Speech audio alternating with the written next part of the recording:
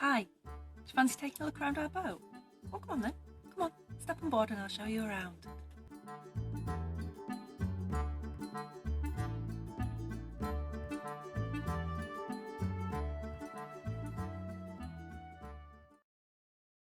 As you enter the front doors, you'll find yourself in the living area, or if we're using boaty terms, the saloon.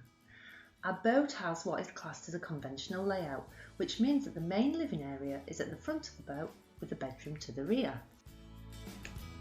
When we got the boat, it had been partially fitted out. Fortunately for us, the living area, kitchen and dinette were almost finished, but we have ended up by making quite a few changes of our own. One of the things that we knew that we wanted to change immediately was the finish of the walls above the gunnels and the ceiling.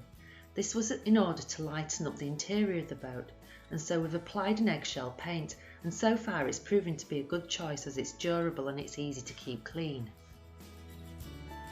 One of the most time-consuming jobs that we've had to do is to replace all of the wooden trim. Now unfortunately, the boat had been previously fitted with oak-faced MDF. Now we've found that MDF and boats aren't always the best of combinations due to the moisture levels, and some of the longer lengths that had been fitted to our boat were beginning to warp. We knew that we wanted to replace the trim with solid oak, but we also knew that this would be costly. But as luck would have it, we found somebody locally who was selling a job lot of offcuts of engineered oak strips at a bargain price. So after planing and routing them, we've been able to replace the trim at a fraction of what it should have cost us. Other things that we've had to do in this area is replace the laminate flooring and upgrade the two chairs that were kindly left behind to a sofa bed which provides storage underneath and extra sleeping for two when required. We've been really surprised by how warm the boat has been over winter. We have central heating throughout the boat, which is powered by a Webasto heater and a multi-fuel stove. Add in the spray foam insulation and the double glazing and it's always warm and toasty on board. The living area is now almost finished. We've still got a couple of small jobs left to do, which are finishing off the wooden trim around the front door and building a new front step which will include storage for our firewood. As we move on, we step into the kitchen, which is laid out in a traditional galley style. This is the area that we're currently updating. As we have in the living area, we have also painted the walls and ceiling and replaced the MDF trim and the end panels with oak. This layout of kitchen really suits us as it gives us plenty of space in terms of cooking and also in storage. Our next job in here is to replace the worktops and tile a splashback, but we'll go into more detail about the kitchen in a future video when the renovations are complete.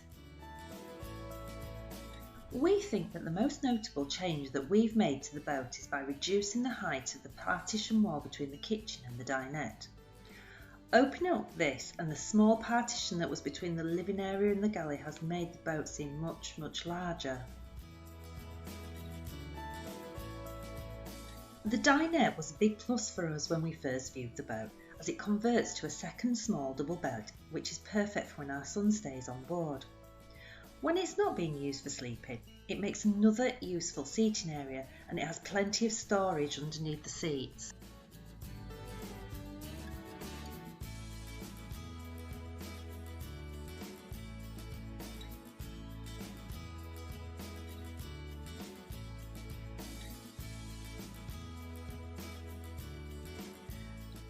Moving further down the boat, we come to the bathroom.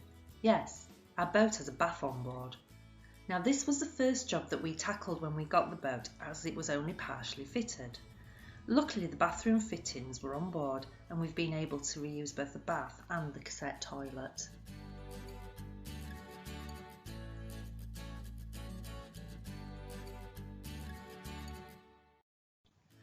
One thing that we hadn't planned on was having to spin the bath around. This was no easy thing in such a limited space. The reason why we had to do it was that it was originally plumbed so that the shower head sat under the lowest part of the roof. Turning it round has now enabled us to be able to take a shower without having to bend our knees to get a wash.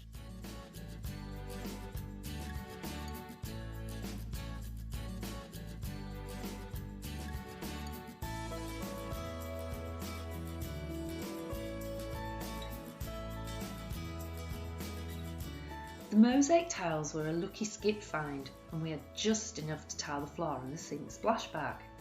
The compact sink unit came from IKEA and it gives us plenty of storage space for our toiletries. A new mirror and a towel rack finish the room off.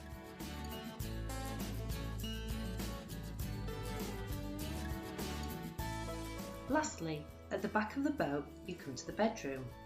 We haven't really yet done anything in here other than put up some blackout blinds and some makeshift wardrobe doors.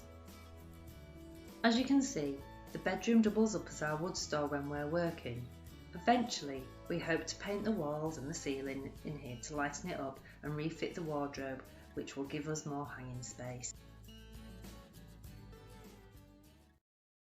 So there you have it. That's where we're up to at the moment with the interior makeover of our boat. We hope that you've enjoyed having a look around. If you've enjoyed this video, please give us a thumbs up and don't forget to subscribe if you're interested in seeing what comes next. Thanks for watching. Take care. Bye bye.